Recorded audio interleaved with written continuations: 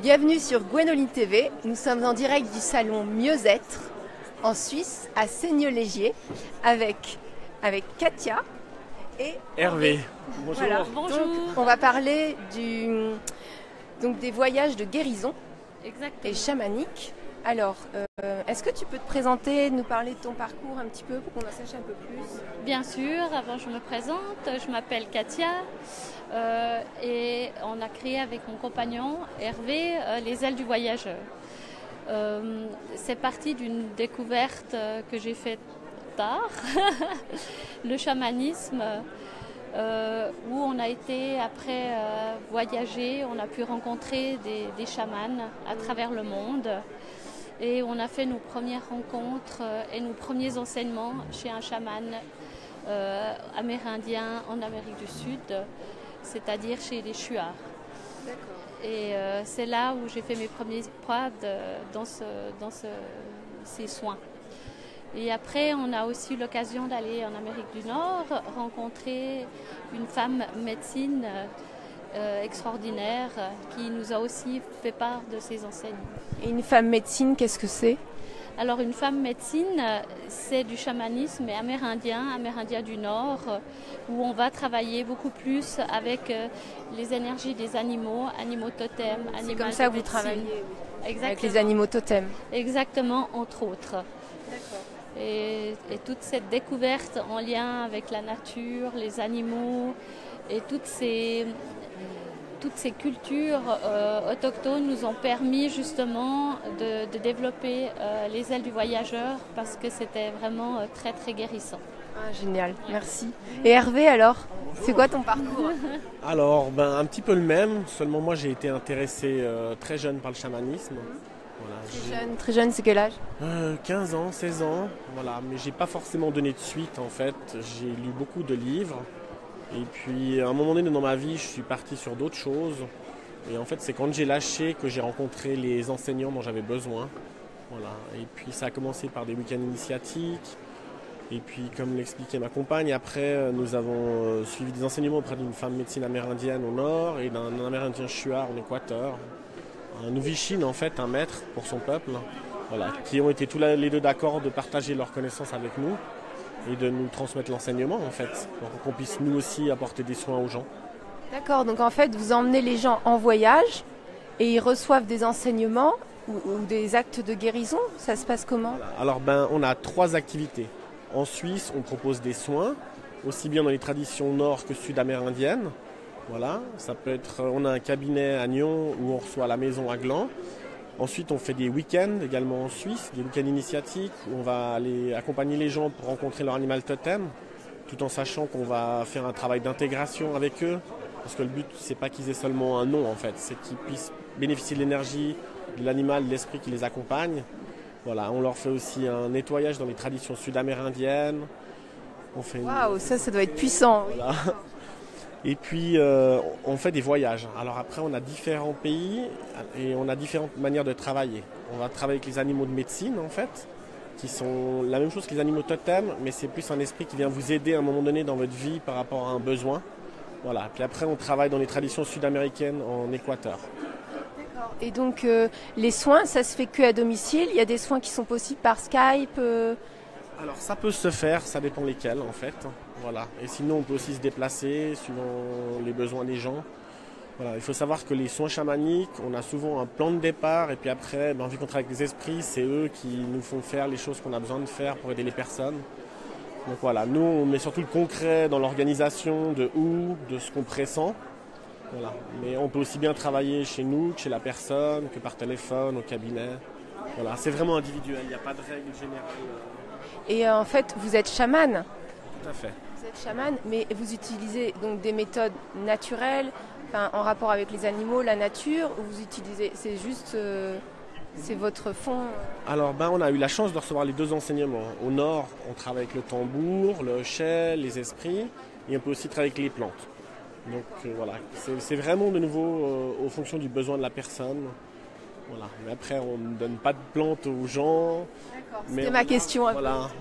Alors on a le voyage en Équateur, où oui, les gens prennent des plantes, mais c'est spécifique à l'Équateur et c'est pas quelque chose qu'on fait en Suisse parce qu'on tient à respecter en fait la tradition, que notre maître, il est chez lui, il a ses esprits.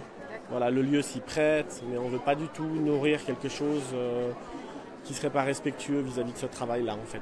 Et qu'est-ce qui se passe à l'issue de ce travail-là?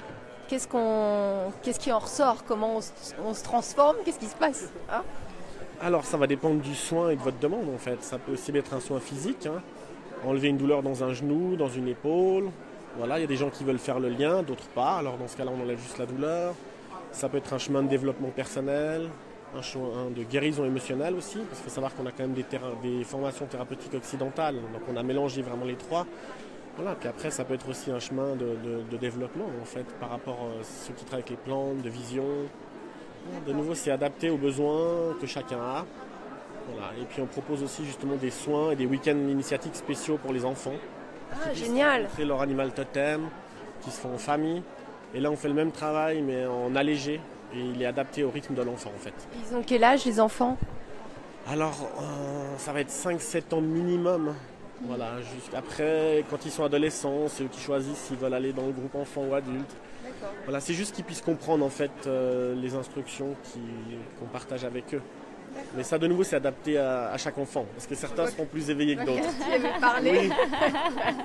Non, mais je voulais juste parler de cette partie parce que c'est vrai que c'est vraiment important.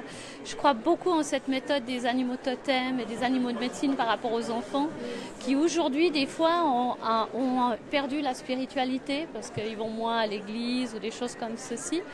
Et quand on fait un travail avec un animal pour un enfant qui a peut-être une perte de confiance en lui, ça peut être très valorisant. Et le fait de lui faire rencontrer son animal totem, c'est lui faire rencontrer qui il est, son essence de soi. Donc l'animal totem, il faut savoir que chez les Amérindiens, quand on est en lien énergétique avec un animal. Et cet animal est une résonance avec notre propre nous, être humain. Et ça, pour les enfants, soit associé à un animal de médecine qui, lui, va venir dans un moment de vie où il a peut-être besoin d'entendre certains messages qu'il n'entend pas. C'est des outils qui sont facilement accessibles à peut-être des enfants qui ne veulent peut-être pas aller faire une thérapie. Très intéressant pour les ados aussi. Voilà, exactement aussi. C'est pour ça avec Hervé, on est vraiment... convaincu que cette méthode de cette association de chez les Amérindiens, que ça peut aider avec notre monde occidental justement parce que c'est vraiment retrouver des choses d'origine et en faire un outil thérapeutique, psychologique très puissant pour le développement personnel, que ce soit d'un enfant ou d'un adulte. Merci beaucoup. Et alors, est-ce que vous pouvez me parler un petit peu de vos voyages, ce qu'il y a bien-être, nature, animaux, chamanisme, animaux de médecine, développement personnel. Les prochains voyages, c'est où? Alors, on a le Québec au mois de septembre, le Mexique au mois de février l'année prochaine, Équateur au mois de mars-avril où on a 2 groupes, et puis après le Yellowstone au mois de juin de l'année prochaine aussi. Vous bougez tout le temps? Beaucoup. Magnifique. On bouge beaucoup. Voilà, donc après notre approche, donc vraiment on travaille tout le temps les deux ensemble, comme ça il y a l'énergie masculine et féminine, voilà, et on mélange les traditions nord et sud-amérindiennes. Voilà, donc pendant les voyages on va travailler avec l'animal médecine. Il faut comprendre que, comme elle vous expliquait à ma compagne, l'animal totem, c'est votre essence de vie, en fait, c'est votre énergie propre. L'animal médecine, c'est celui qui va venir vous compléter. Ouais. Si, par exemple, votre animal totem, c'est l'écureuil, et puis d'un seul coup, vous avez une période de vie très difficile, il y a peut-être un animal plus dur, plus fort, qui va venir pour vous accompagner dans cette épreuve-là. Mais c'est vraiment un enseignant. Et une fois que vous avez entendu le message, l'enseignement, et que vous l'avez intégré, lui, il va se retirer, en fait. Voilà. C'est pas votre énergie à vous, c'est plus un complément. Ah, merci d'avoir apporté cette précision-là, oui, en effet. Et puis donc dans les voyages, on va faire par un rituel que chaque participant reçoive son animal médecine. Et puis on va accomplir un travail de guérison et de développement personnel autour de ça. Maintenant notre approche, c'est vraiment d'emmener les gens dans la nature pour qu'ils puissent être dans le lieu où se trouvent les animaux. Voilà, et on essaye chaque fois de les emmener les voir. Voilà, d'être au plus près d'eux, d'être en lien avec l'énergie. Et puis on fait aussi des cérémonies sur place en fait.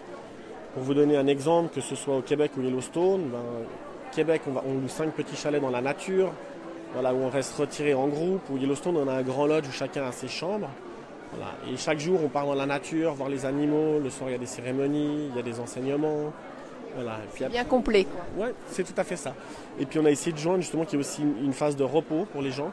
Parce que voilà, c'est intensif et puis en même temps qu'il y ait du plaisir en fait.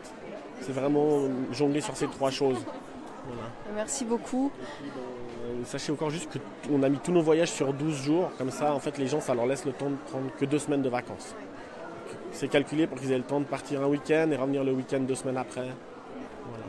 Et ben voilà, là, merci beaucoup pour ces informations-là. Je pense que ceux qui nous suivent, il y a des commentaires, il y a des questions. Tu n'as pas vu passer? T'as pas eu le temps.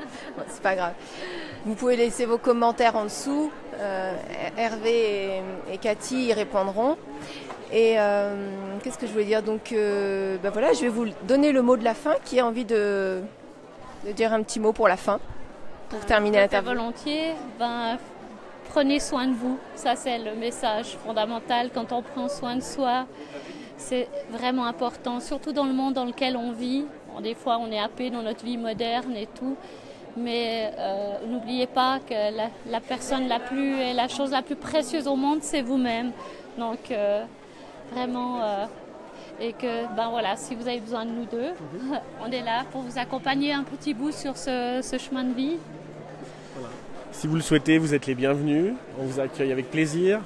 Et puis voilà, d'aller dans la vie avec amour, confiance et tranquillité. Merci beaucoup. Donc le site, c'est lesailesduvoyageur.com. Donc à tout à l'heure pour une nouvelle conférence. Merci. Voilà. Bye bye. Merci.